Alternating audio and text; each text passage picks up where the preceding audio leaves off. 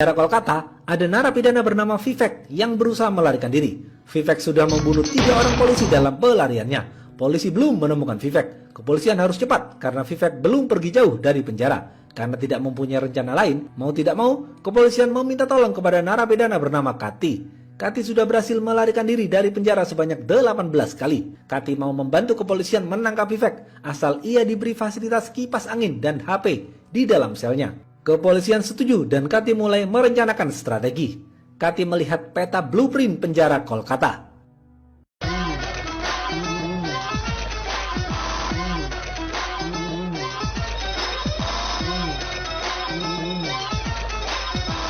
Kati melihat saluran pipa air bawah tanah yang ada di penjara.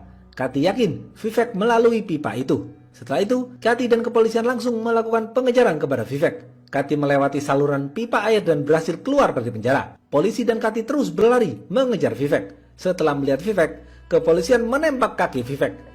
Vivek kemudian jatuh tersungkur. Kepolisian berhasil menangkap Vivek, tetapi ternyata justru Kati kabur melarikan diri. Polisi marah dengan hal ini. Kati kemudian pergi ke kos sahabatnya bernama Raffi. Kati tidak bisa hidup tenang karena masih berstatus buronan. Kati ingin mendapatkan uang untuk melarikan diri ke luar negeri. Dengan bantuan sahabatnya, Kati berhasil membuat paspor palsu untuk pergi ke Thailand. Setibanya di bandara, Kati bertemu dengan gadis cantik bernama Ankita. Mereka pun berkenalan. Ankita juga menggoda Kati dengan cerita bohong yang membuat Kati percaya. Ankita memberikan nomor palsu kepada Kati. Akhirnya, Kati mengurungkan niatnya pergi ke Thailand dan memilih untuk mendapatkan cinta Ankita. Malam hari, Kati menelpon nomor yang sudah diberikan Ankita kepadanya. Ternyata, itu adalah nomor toko perawatan hewan. Kati menyesal karena sudah dibodohi Ankita. Kati dan Raffi bingung harus bagaimana. Mereka berdua ngobrol di atas jembatan. Tiba-tiba, mereka melihat ke bawah jembatan ada mobil sayur yang menabrak tiang.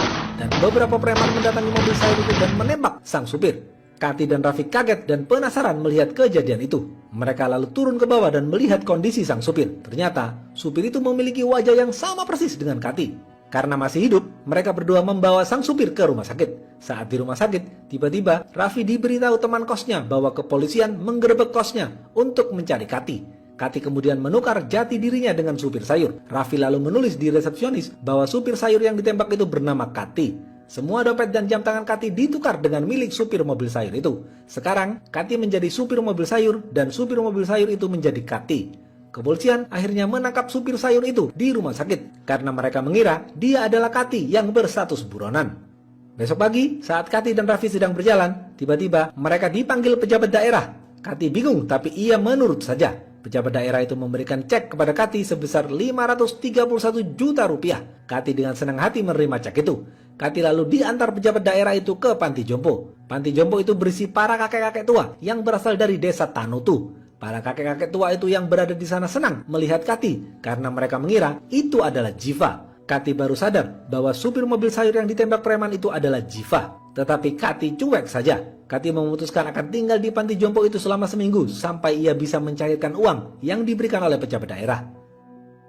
Di panti jompo, Kati dan Raffi bingung. Mereka diajak berdoa untuk mengenang 6 kakek yang sudah meninggal. Salah satu kakek mengatakan bahwa 6 orang kakek itu meninggal bunuh diri karena ingin menyelamatkan hidup Jiva. Kati dan Raffi tetap cuek saja mendengar hal itu. Malam hari, salah satu kakek merasakan sakit di dadanya. Beberapa menit kemudian, anaknya si kakek itu datang menjenguk. Ternyata, dia adalah Ankita, wanita yang Kati temui di bandara. Kati jengkel dengan Ankita, tetapi Kati terpesona dengan kecantikan Ankita. Kati pun memaafkan Ankita. Peter adalah mafia sekaligus pengusaha. Ia adalah pemimpin multinational company. Anak buah Peter memberitahu bahwa Jiva masih hidup. Peter terlihat marah mendengar hal itu karena Peter sudah membayar para preman untuk membunuh Jiva.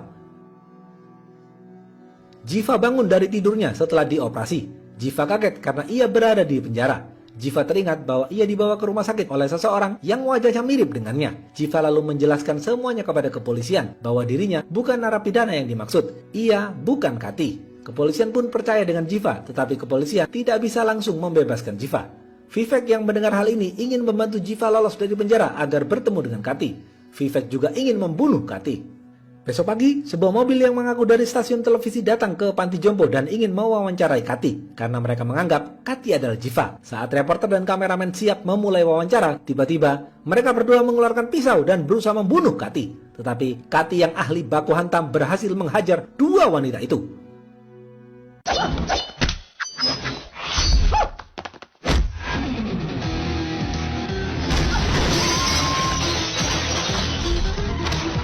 Kemudian, dua wanita itu kabur melarikan diri. Kati dan Raffi mulai bingung dengan ini semua.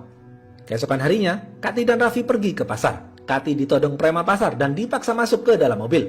Kati kemudian diantar bertemu dengan Peter. Peter menyangka itu adalah Jiva. Peter mengatakan, "Hei Jiva, aku ingin surat pernyataan beserta 10 tanda tangan pemilik tanah di desamu dan tarik kembali kasus di pengadilan. Aku akan memberimu uang 50 miliar rupiah dan kau harus keluar dari negara ini. Jika tidak, anak buahku yang sedang berada di panti jompo akan memotong leher para kakek-kakek itu." Kati membalas, "Jangan kau sakiti kakek-kakek itu." Peter lalu memberikan uang muka sebesar 10 miliar rupiah secara cash kepada Kati. Kati yang tidak tahu apa-apa mengiyakan semua omongan Peter lalu pergi membawa uang itu. Kati senang karena rencananya keluar negeri bisa tercapai. Kati kemudian diundang oleh salah satu organisasi besar untuk menyerahkan penghargaan terhadap dirinya. Organisasi itu juga memberikan uang 80 juta rupiah untuk membantu Jiva memenangkan kasus itu.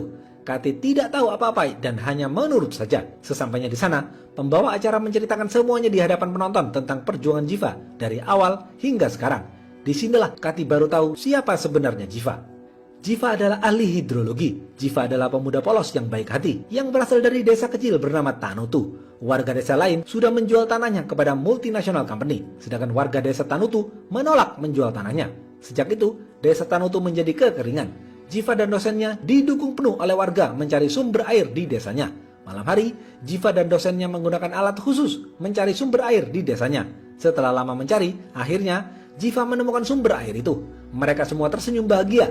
Letak sumber itu ada di 3 titik, yaitu di tanah milik Marumutu, Kamardin, dan San Mugan. Ternyata, secara diam-diam dosen Jiva berkhianat.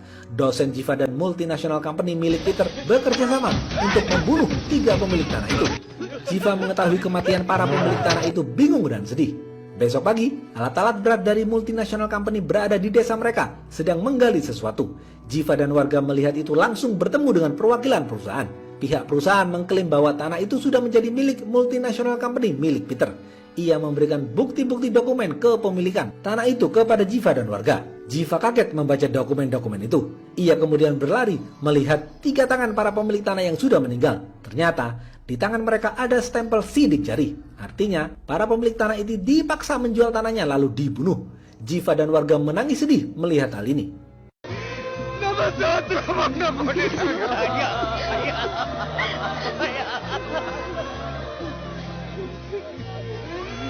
Jiva baru sadar ternyata dosennya adalah pengkhianat. Jiva dan warga melaporkan hal ini kepada kepolisian, tetapi kepolisian tidak menggubris. Polisi justru menahan Jiva karena dianggap penghina kepolisian. Jiva disiksa habis-habisan oleh kepolisian. Warga berusaha meminta tolong kepada media tetapi tidak digubris. Warga juga memohon kepada kepolisian agar membebaskan Jiva tetapi tidak digubris.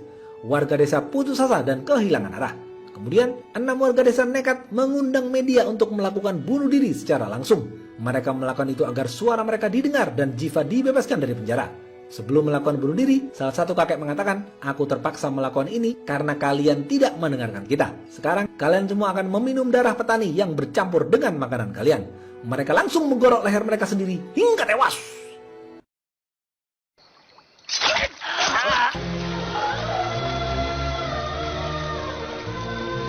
Setelah kejadian itu, seluruh awak media datang ke desa Tanutu untuk meliput berita itu. Kasus ini akhirnya dibawa ke pengadilan dan dipimpin oleh hakim bernama Kumar. Para lelaki warga desa Jiva akhirnya bekerja di luar negeri sebagai buruh untuk membayar pengacara guna memenangkan kasus itu. Ada yang bekerja sebagai cleaning service di kereta api, ada yang bekerja sebagai pelayan di warung kopi, ada yang bekerja sebagai pembersih got. Sedangkan para wanita tetap berada di desa mereka menunggu hasil pengadilan. Pembawa acara selesai menceritakan semuanya. Kati dan semua orang di acara itu menangis sedih mendengar semua cerita tentang perjuangan Jiva dan warga desanya. Kati kemudian diberi penghargaan dan diberi bantuan dana sebesar 80 juta rupiah untuk memenangkan kasus itu. Setelah itu, Kati sadar dan berubah. Ia mengembalikan uang 10 miliar kepada Peter, lalu pulang ke panti jompo. Di sana, terlihat ada banyak preman bayaran Peter akan membunuh para kakek-kakek itu. Kati menghajar mereka semua satu persatu.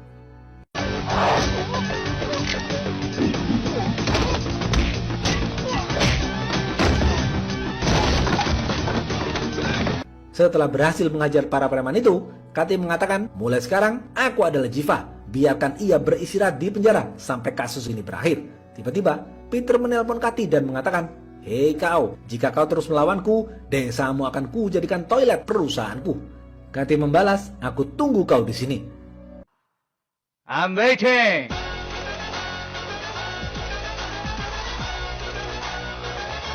Katy mulai mempelajari kasus itu. Katy kemudian pergi menemui hakim bernama Kumar dan mengatakan, "Jika kau tidak berlaku adil, aku akan menyuruh bocil yang tidak mempunyai SIM menabrakmu. Kau akan mati dan si bocil itu akan bebas." Hakim Kumar yang paham tentang hukum ketakutan dengan ancaman Katy ini. Hakim Kumar lalu pergi menemui Peter. Terlihat Peter sedang asik melakukan perawatan kumis di apartemen mewahnya. Tiba-tiba, Katy menelpon Hakim Kumar dan mengatakan bahwa ia sudah mengirim orang bayarannya untuk memberi stempel sidik jari di leher Peter. Setelah itu, ia akan memotong leher Peter.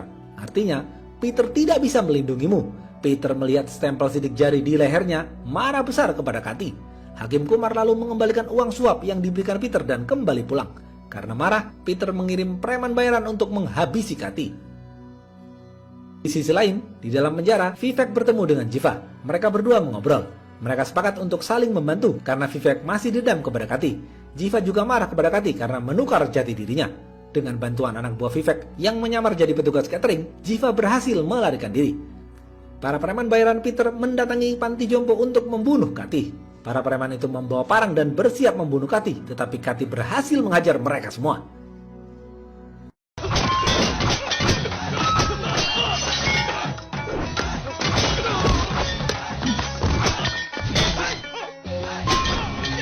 Karena ketakutan dengan ketangguhan Katy, para preman itu kabur melarikan diri. Besok pagi, sidang pertama digelar di pengadilan. Jaksa mengatakan, Peter sudah membeli tanah desa Tanutu dari warga desa secara resmi dan mempunyai 2.000 dokumen resmi. Tetapi, pengacara warga desa mengatakan, tanah desa Tanutu adalah milik warga desa Tanutu. Akhirnya, hakim memutuskan memberi waktu 5 hari kepada warga desa Tanutu untuk membuktikan dan mengumpulkan surat resmi bahwa desa Tanutu adalah milik warga. Sidang pun dibubarkan. Katy lalu mengecek 2.000 dokumen dari pengadilan. Ternyata dokumen itu adalah dokumen resmi. Katy kemudian menelpon beberapa warga desanya yang bekerja di luar negeri yang membuat surat itu. Ternyata mereka semua tidak pernah membuat surat itu. Artinya ini semua ulah licik Peter. Katy menyuruh mereka semua kembali ke India untuk memberikan kesaksian di pengadilan. Tetapi mereka tidak bisa kembali ke India karena paspor mereka ditahan perusahaan. Katy melakukan hal lain untuk mendapatkan perhatian media dan masyarakat guna melawan multinational company. Tetapi media dan masyarakat cuek saja dengan permasalahan ini. Katy dan warga bingung harus bagaimana. Kemudian ada 4 orang kakek yang menawarkan dirinya untuk melakukan bunuh diri lagi guna mendapatkan perhatian media. நம்ம பிரச்சனையை சொல்றதுக்கு வழியா இருக்கும்.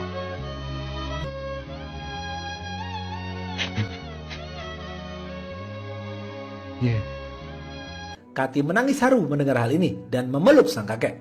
Katy tidak akan membiarkan kakek-kakek itu melakukan bunuh diri lagi. Katy lalu mempunyai ide gila untuk mendapatkan perhatian dari warga kota dan juga memberikan pengertian kepada warga kota akan pentingnya air untuk kehidupan.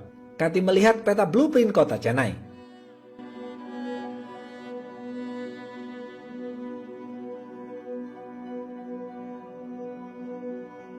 Ia berencana akan menghentikan saluran air di 5 titik agar orang-orang kota tidak mendapatkan air. Katy menyuruh para kakek memanggil semua teman dan keluarganya untuk bergabung melakukan ini. Katy dan para kakek-kakek itu lalu masuk dan duduk di dalam pipa agar saluran air dimatikan. Tindakan ini mendapatkan perhatian kepolisian. Kepolisian langsung melihat ke sana. Ternyata, Katy dan para kakek-kakek itu juga membawa bensin dan mengancam akan meledakkan saluran pipa. Kepolisian tidak bisa berkutik. Media datang ke lokasi dan terus menyoroti kasus ini. Warga di kota tidak mendapatkan pasokan air. Mereka tidak bisa melakukan aktivitas. Selama 3 hari, masyarakat tidak mendapatkan air. Truk-truk tangki air tidak beroperasi. Banyak masyarakat turun ke jalan guna mencari air. Bahkan mereka pergi ke kolam renang untuk mengambil air. Kerusuhan ini tidak bisa dibendung. Berita ini menjadi trending topik di media. Jiva lalu pergi ke kantor polisi yang ia kenal sebagai polisi baik. Jiva lalu menceritakan semuanya kepada polisi baik itu. Polisi baik itu ingin membantu Jiva dan menangkap Katy. Mereka langsung menaik mobil menuju saluran air guna menangkap Katy yang melarikan diri dari penjara. Tetapi ada polisi bahlul yang memberitahu keberadaan Jiva kepada Peter. Peter lalu mengirim anak buahnya untuk membunuh Jiva. Di tengah perjalanan, mobil Jiva dan polisi baik itu menabrak pembatas jalan hingga terbalik karena dihalangi truk anak buah Peter.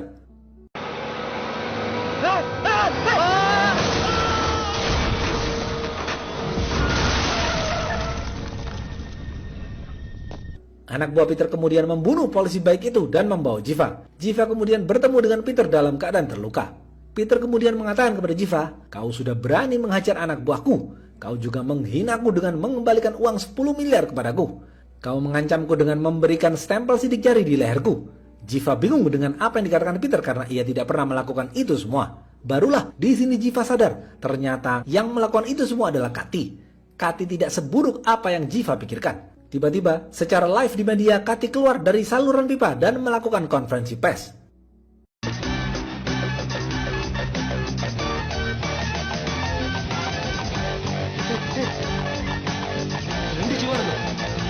Peter bingung, ternyata ia salah. Yang menghajar anak buahnya adalah Kati, bukan Jiva. Mereka berdua mempunyai wajah yang sangat mirip. Dalam konvensinya itu, Kati mengatakan bahwa multinational company sudah merusak sumber air untuk lahan pertanian.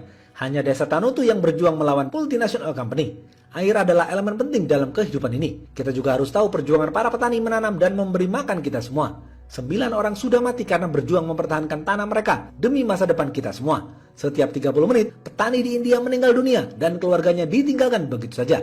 Ini sudah terjadi selama 10 tahun terakhir. Selama bertahun-tahun, mereka hidup untuk memberi kita makan.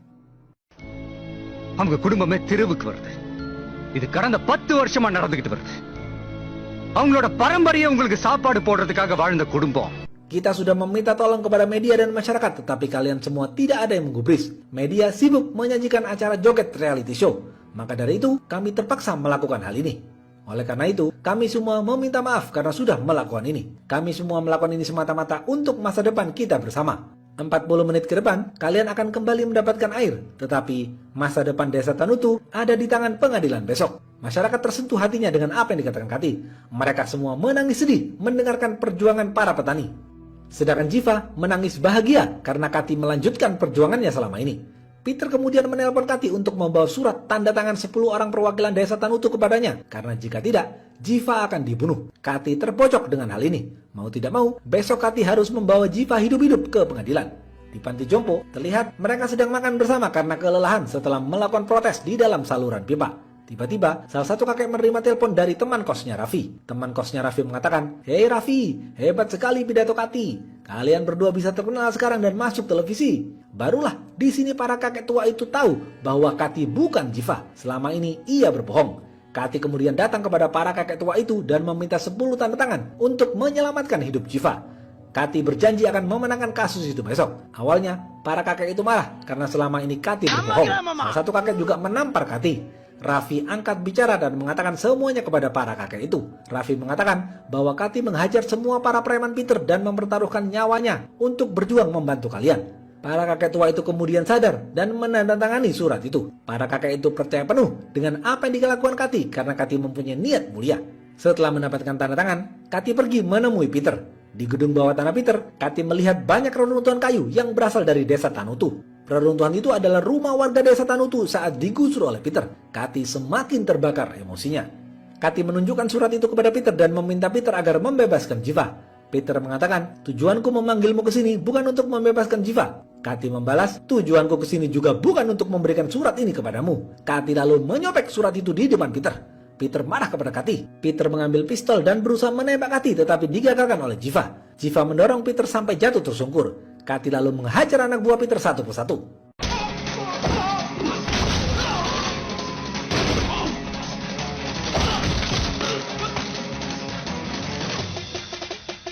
Jiva yang tidak bisa bertarung hanya diam saja melihat pertarungan itu. Setelah menghajar semua anak buah Peter, tiba-tiba Peter menusukkan pisau kepada Kati. Kati masih bisa bertahan dan melepas pisau itu. Kati dan Peter saling dorong dan mencekik. Kati lalu melihat ada besi tajam yang menempel di reruntuhan kayu. Kati terus mendorong Peter ke arah besi itu. Kati kemudian mendorong Peter dengan kuat sehingga badan Peter tertancap besi tajam itu hingga tewas.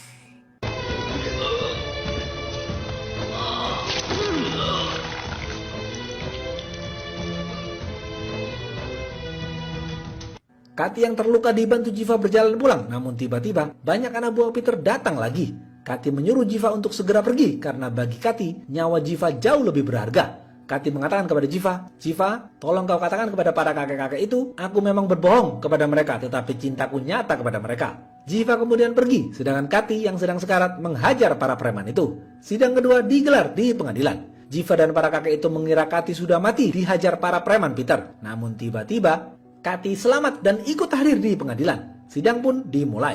Setelah semua bukti terkumpul dan dukungan dari masyarakat banyak, akhirnya hakim memutuskan Desa Tanutu adalah milik warga. Desa itu memiliki sumber air yang berlimpah untuk pertanian. Multinational company harus segera angkat kaki dari sana. Alat-alat berat mereka harus segera dipindahkan dalam waktu 2 hari. Kasus itu akhirnya dimenangkan oleh Jiva dan warga Desa Tanutu. Para wanita Desa Tanutu datang dan merayakan kemenangan ini. Semua orang menangis bahagia merayakan kemenangan ini. Semua media mewawancarai Jiva dan mengucapkan selamat kepada Jiva. Kati berjalan pergi dan menelpon Jiva dari kejauhan. Jiva menyuruh Kati menghadap awak media untuk melakukan wawancara. Tetapi Kati menolak. Kati mengatakan, "Tidak Jiva, ini adalah impianmu. Kaulah yang seharusnya berada di sana." Para kakek-kakek itu menangis sambil mengucapkan terima kasih kepada Kati.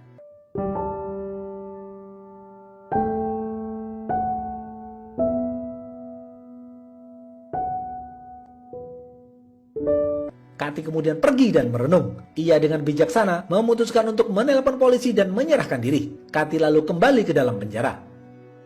Habis. Apa pesan dari film ini? 1. Kita harus menghargai jasa para petani yang mempertaruhkan nyawanya untuk memberi kita makan. Tanpa jasa mereka, perut kita tidak akan terisi. 2. Bumi, air, dan kekayaan alam yang terkandung di dalamnya dikuasai negara dan harus dipergunakan untuk sebesar-besarnya kemakmuran rakyat. Oke, segitu aja video kali ini. Jangan lupa like, comment, and subscribe ya. Stay watching and see you.